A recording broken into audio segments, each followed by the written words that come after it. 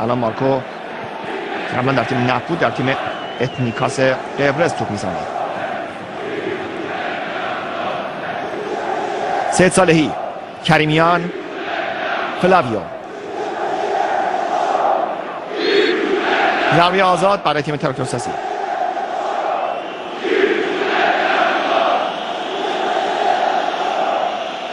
تونی اولیویرا کنار زمین با بازیکنش صحبت میکنه. پرتاب برای تیم تراکتورسازی هم با نتیجه مساوی پایان رسیده. در لیگ برتر سهم دو تیم مشابه بوده.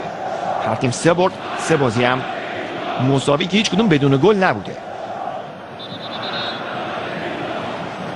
در تهران اما 8 بار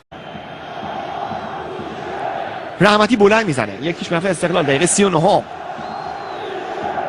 زننده گل جواد نکونا، کسی که به طرزی عجیب در ترکیب استقلال قرار نگرفت و با عنوان بازیکن جانشین اومد گل زد. خب اون طرف زمین